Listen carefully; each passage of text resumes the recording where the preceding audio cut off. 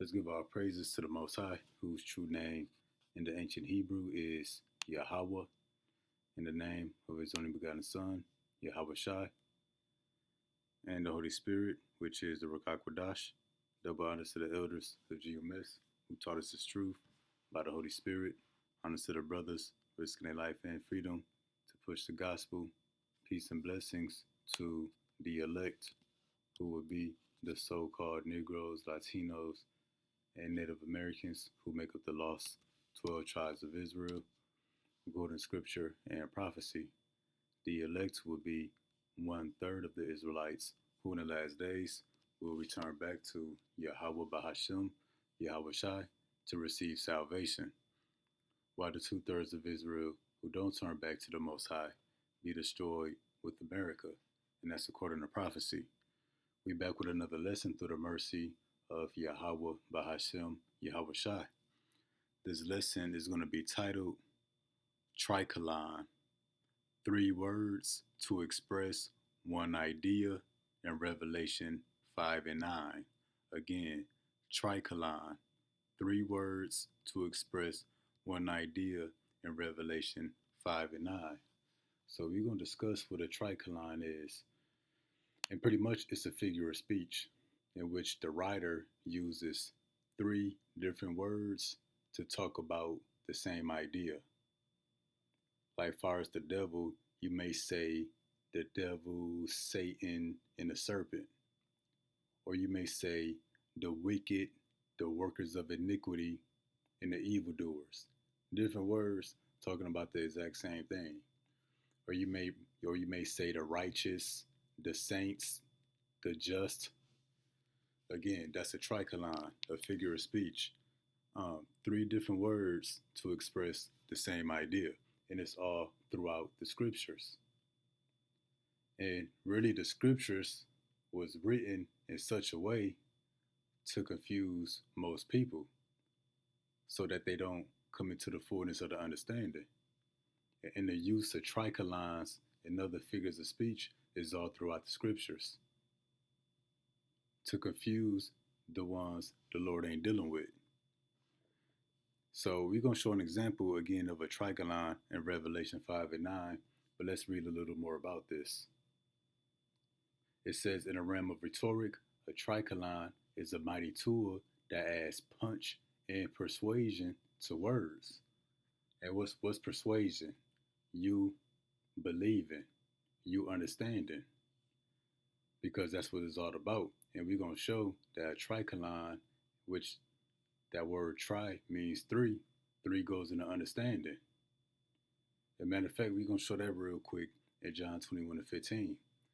So when they had dined, Yahweh Shai said to Simon Peter, Simon, son of Jonah, lovest thou me more than these? He said, yeah, unto him, yeah, Lord, thou knowest that I love thee. He saith unto him, feed my lambs. He saith to him again the second time, Simon, son of Jonah, lovest thou me? He said unto him, yeah, Lord, thou knowest that I love thee. He saith unto him, feed my sheep. He said unto him the third time, Simon, son of Jonah, lovest thou me? Peter was grieved because he had said unto him the third time, lovest thou me? And he said unto him, Lord, thou knowest all things, and thou knowest that I love thee. Yahweh Shai said unto him, feed my sheep. So the point is here that dealing with numerology, the number 3 goes into understanding, in which the Lord repeated himself 3 times. If you love me, feed my sheep. If you love me, feed my lambs. So the number 3 goes into understanding. And the tricolon, in which 3 different words is used to express idea, what it say? It adds persuasion. So it's to enforce the understanding. It is a writing technique that harnesses the power of 3, creating a rhythm that's hard to forget. That's the understanding, not forgetting. We'll explore how this linguistic triplet can make speeches more memorable. That word memorable goes into memory or into the understanding, and the writing more compelling. So the Lord may speak in triplets when expressing a single idea. And as you continue to read, it says, what is a tricolon? It is a technique that involves presenting three parallel clauses or phrases, so three words, to create a memorable impact, to what? To enforce your memory, to create that understanding. As we went into three, goes into understanding or remembrance, because the Lord didn't want, Simon to forget to feed the sheep if he really loves the Lord. The Lord wanted him to understand his duty if he loves the Lord. The effectiveness of a tricolon stems from rule of three, a principle suggesting that groups of three are inherently more satisfying and effective in engaging an audience. We see this pattern resonate across speeches, films, and literature. And what was the first piece of work to make use of a tricolon? It would be the Holy Bible. So this is a figure of speech created by the Lord. Whoever came up with the idea and named it got it from the scriptures. Because the structure is easy for our audience to follow and remember, because three goes into understanding or remembrance.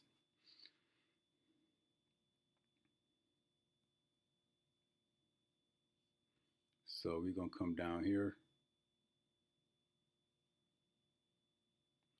Tricolons not only lend elegance and rhythm to communication, but also improve the retention of our message. Retention goes into remembering something, which the word three goes into understanding and memory, making it all more persuasive and memorable. But that's another way of saying memory. Persuasion can go into your belief or your understanding. So a little more on this word tricolon as we try to explain it. Tricolon's effectiveness lies in its ability to emphasize or reinforce a particular idea or message by repeating it three times in a row. And that's what the Lord did here to the left to Simon. He repeated himself three times. If you love me, feed my sheep. If you love me, feed my lambs. The device is often used to create a sense of urgency or importance. So yeah, three goes into creating a sense of urgency and importance, like what the Lord is doing here, showing him the importance of feeding the sheep. So now we're going to show an example of the Lord using a tricolon in the scriptures, because when people see these figures of speech, these tricolons, they think the Lord is talking about three different things. Really, the Lord is talking about the same thing in three different ways. So now we're going to hit the book of Revelation 5 and 9. And they sung a new song, saying, Thou art worthy to take the book and to open the seals thereof, for thou wast slain and hast redeemed us to God by thy blood out of every kindred, tongue, people, and nation. And Christians love to run to this to show that all people, all nations was redeemed by the blood of Yahweh Shah. But if you pay attention to the wording, that's not true. Because here it says, has redeemed us. Us is not everybody. This is a personal pronoun. So us is a specific group of people. This us would be the Israelites. It has redeemed us to God by thy blood. It says, it didn't say every kindred, people, and nation. It said redeem us out of every kindred, people, and nation. Why? Because Deuteronomy 28:64. Israel would be scattered to the four corners of the earth. Israel will be scattered among all nations. And that we will be redeemed out of these nations, out from among these people by the blood of Yahweh Shai. So again, and has redeemed us to the Most High by thy blood out of every kindred, out of every tongue, out of every people, out of every nation. And this is the tricolon right here. When it says kindred, people, And nation, Christians think this is talking about all people, but really the Lord is talking about one group of people in three different ways. So when we look in the Greek and go into each of these words, kindred, people, and nation, this is the tricolon. In these three cases, the Lord is talking about the Israelites and no other group of people. Now we're going to show that. So as we come over here to the right, first one we're going to look at is this word for kindred.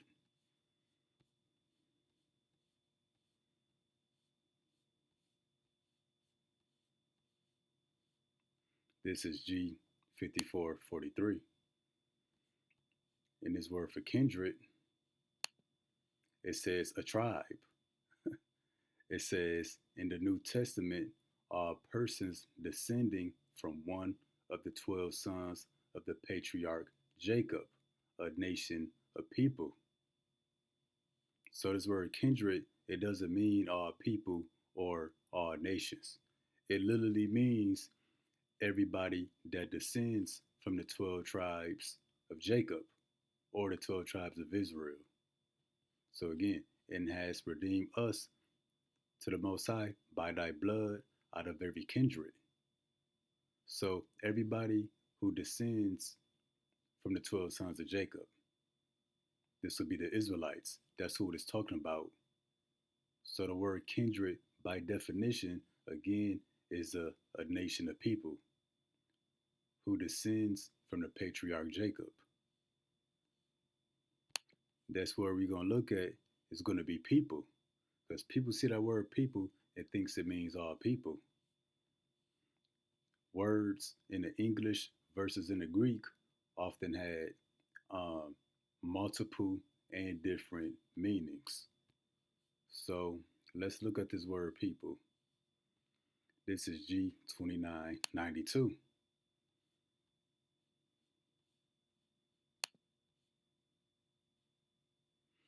Yeah, this is going to get good. 1 second. So here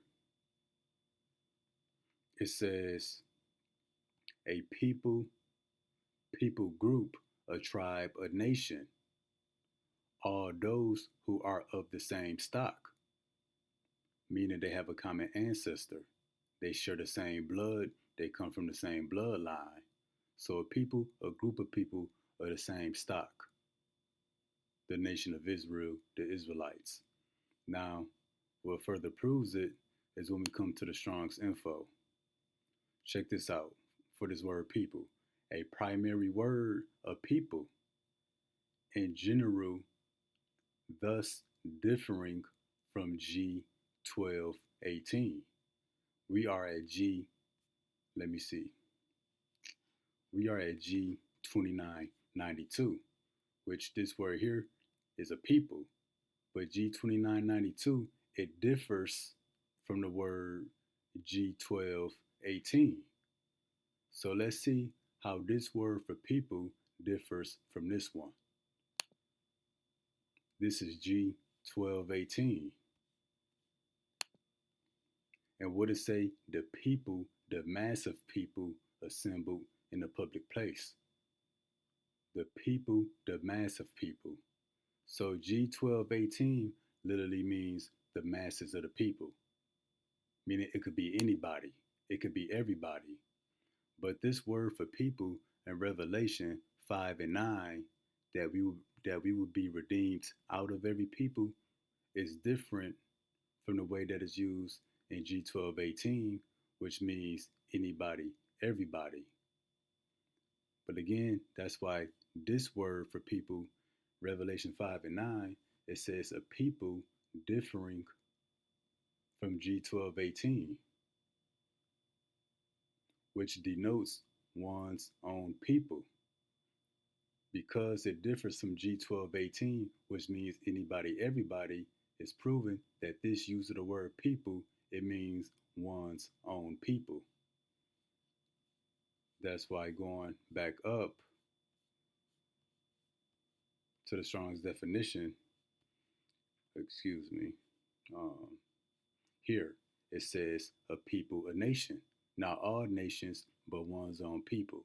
not anybody, not everybody. Now, continuing on, as we get this word nation, that's the third one, and that would be the third one in this tricolon. So we're going to get this word nation. And keep in mind, the word nation is ethnos. Remember that word ethnos. This is G 1484.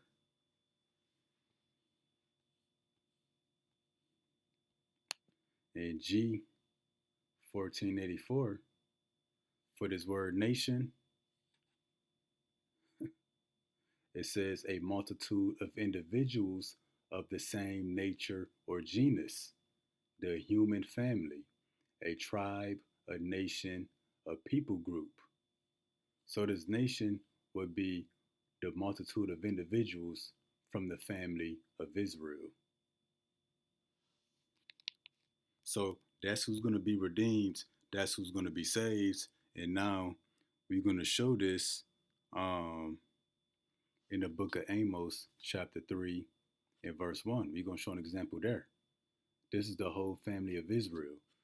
Hear this word that the Lord has spoken against you, O children of Israel, against the whole family which I brought up from the land of Egypt. See that?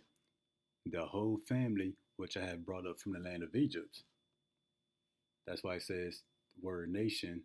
It says a multitude of individuals of the same nature or genus, human family, nation, people. You only have I known of all families of the earth. Therefore, I will punish you for your iniquities. So, yeah. And then you see it says the whole family, which when we get Amos 3 and 1 in the NLT, it says, against the entire family I rescue from Egypt, people of Israel and Judah, against the entire family. So simply put, when you come to the book of Revelation 11 and 9, when it says redeemed out of every kindred, that would be anybody who descends from the 12 sons of Jacob, the 12 tribes of Israel, and tongue and people, a people with the same stock, different from the masses of people. In the sense, this word people don't mean anybody and everybody and out of every nation. Again, being a whole family, the entire family of Israel.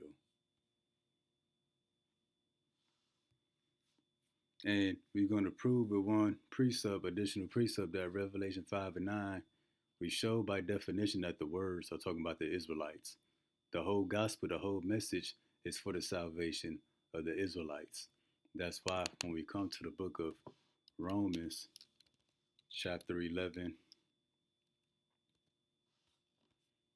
verse 25, it say this, for I would not, brethren, that ye should be ignorant of this mystery, lest ye should be wise in your own conceits, that blindness in part is happened to Israel, until the fullness of the Gentiles be come in.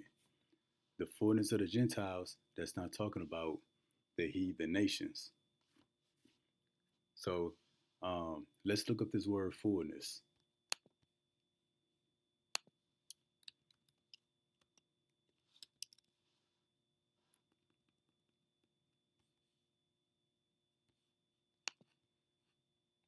Fullness, completeness. So into the completeness of the Gentiles be come in. This says the fullness of the Gentiles. It says, and so all Israel shall be saved. Because the Gentiles here will be the Israelites who were scattered. They discontinue from their heritage. They discontinue from the law, statutes, and commandments. They worship false gods and pagan idols. But that's why it says, until the fullness of the Gentiles be come in, and so all Israel shall be saved. So the fullness or the completeness of the Gentiles, the Israelites who are scattered, living like foreigners, them coming into the gospel, will fulfill all of Israel being saved. Because you had a portion of Israel who live like the other nations. That's why Paul's message was to the uncircumcised, the Gentiles who would be the Israelites who were scattered. And so all Israel shall be saved, as it is written, there shall come out of Zion the deliverer, thou shalt turn away ungodliness from Jacob. So that's what it's all about. That's the kindred. Do you remember that word kindred? If you rewind it, it says anyone who descends from the 12 sons of Jacob. But let's look at this word Gentile when it says the fullness of the Gentiles.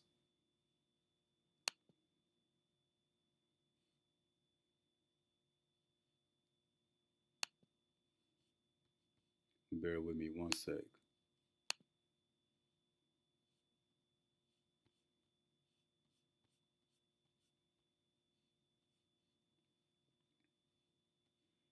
Okay, let's check out this word.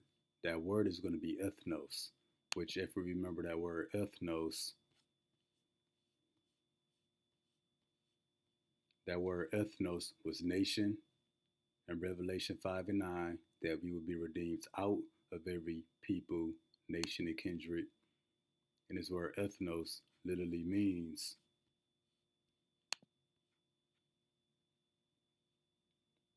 a multitude of individuals of the same genus or same family. Now, Romans 11 and 25. Let's get that word Gentiles. We see ethnos, G1484. And what it say? Multitude of individuals of the same nature. The human family, a tribe, a nation, a people, a group. So the fullness of the Gentiles is a specific group of people. It's a specific family. That's why going back to Amos 3 and 1, it says, against the whole family, which I brought up from the land of Egypt. So the fullness of the Gentiles coming in is the whole family of Israel, so that all of Israel will be saved, as it is written. And that's why, again, Amos 3 and 1 in the NLT. O people of Israel and Judah, against the entire family I rescued from Egypt. The Gentiles coming in, the Israelites who are scattered and live like Gentiles coming in, is so that all of Israel, the entire family of Israel that the Lord rescued from Egypt, may be saved. And that's why, again, as we close out and go back to the book of Revelation 5 and 9, they sung a new song,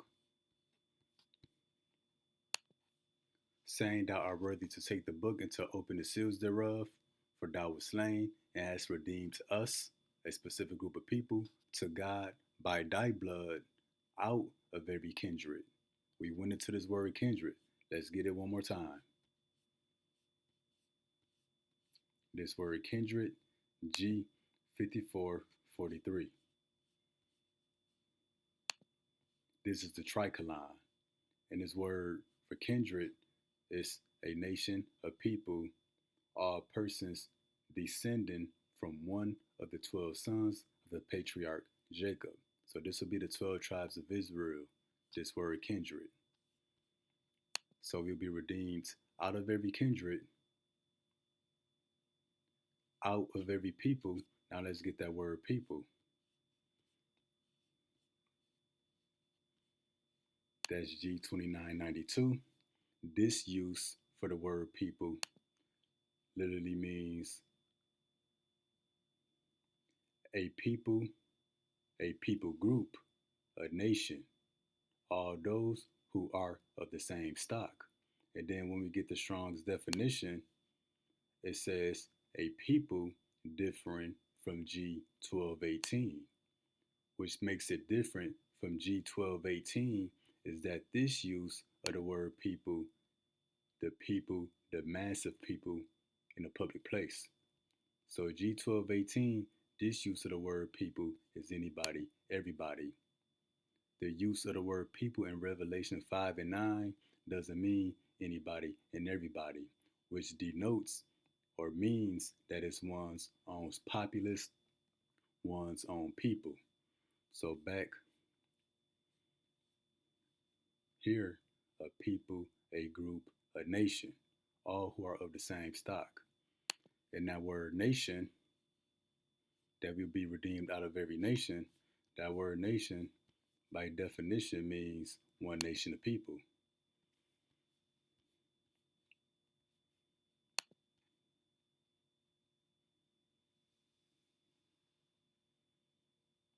And even here, it says a race, a tribe. But when you get this here,